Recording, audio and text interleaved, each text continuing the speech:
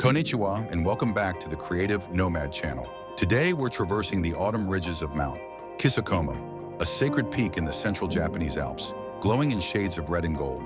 As we walk through this sea of colors, the air grows thin, and the silence of the highlands reminds us how fleeting beauty can be. Don't forget to turn on subtitles in your language, and please support us by liking and subscribing.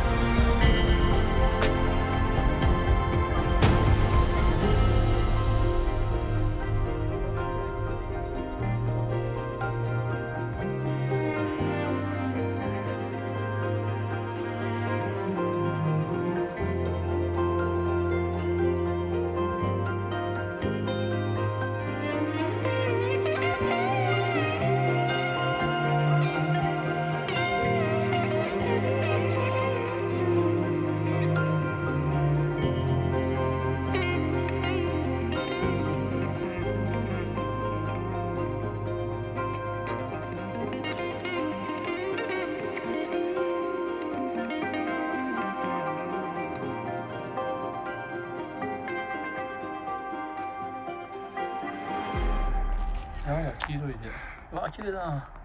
でも全体とっても綺麗だよこれ。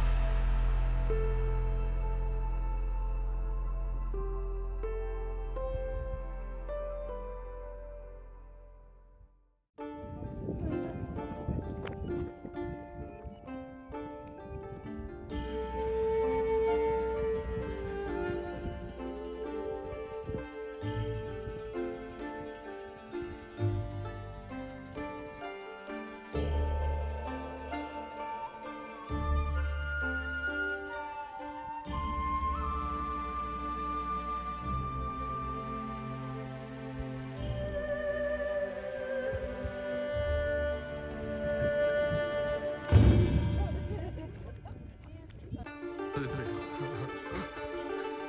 すごいな。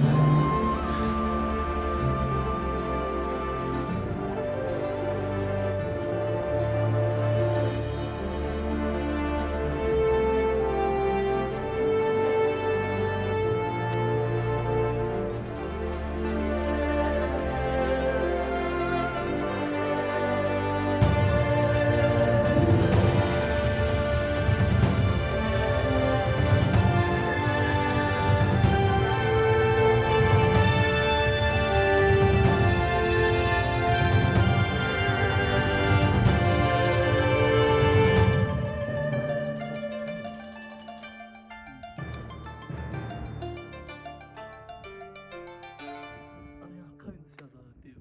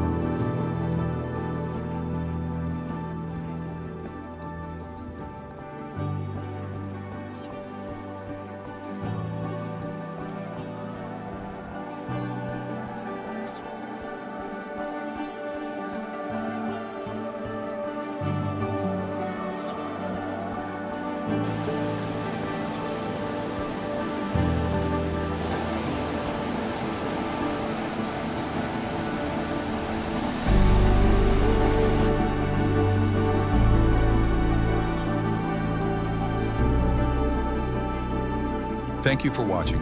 Please leave a comment and subscribe.